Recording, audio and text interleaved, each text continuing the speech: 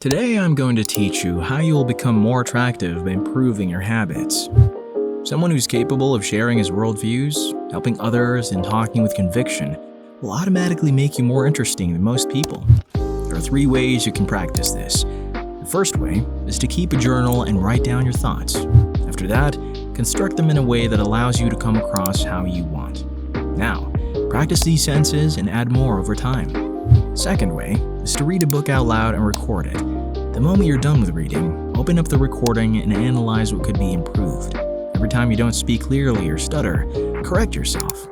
The last way is to actually start a conversation and discuss certain topics. You can do this with anyone and talk about everything you want.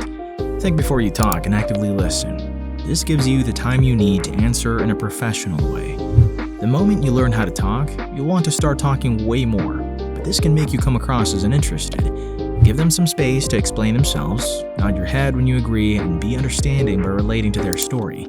Open body language is also key to making people feel heard, but more on that later.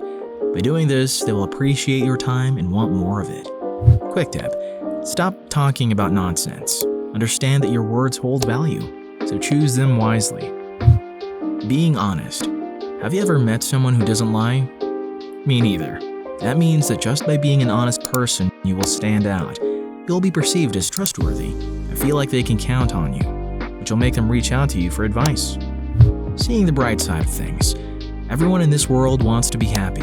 The moment you take control of your mind and decide to be a happy individual, others will know that whenever they're around you, they will be put into a positive mood. This will naturally make them seek your attention. Providing this type of value is highly attractive. Controlling your emotions. I've just briefly talked about this. Being selective with which emotions you express is important.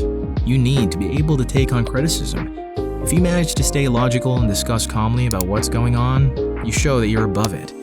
Having control over your emotions has some more benefits, such as staying disciplined because you don't act out on your feelings as much as you used to.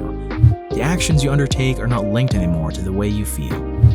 Having a routine is not only good for you to stay consistent and to save time, but it shows people you have boundaries you're not willing to cross, which comes down to self-respect.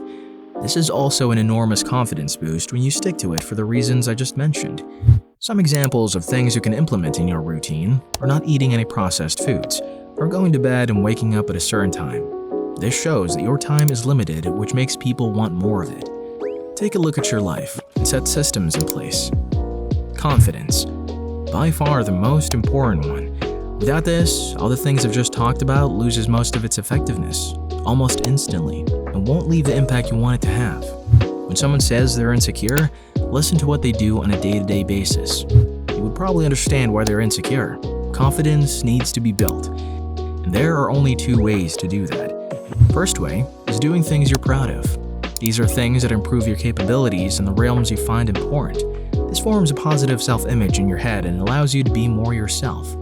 The second method is fake it till you make it. You probably heard this before, but didn't exactly know how to implement this. Think about the confident version of you. Imagine what kind of person he is. Think about his posture, how he sits, talks to people. Make a list of the things he has done to get where he is. Now take action, and eventually you can stop pretending.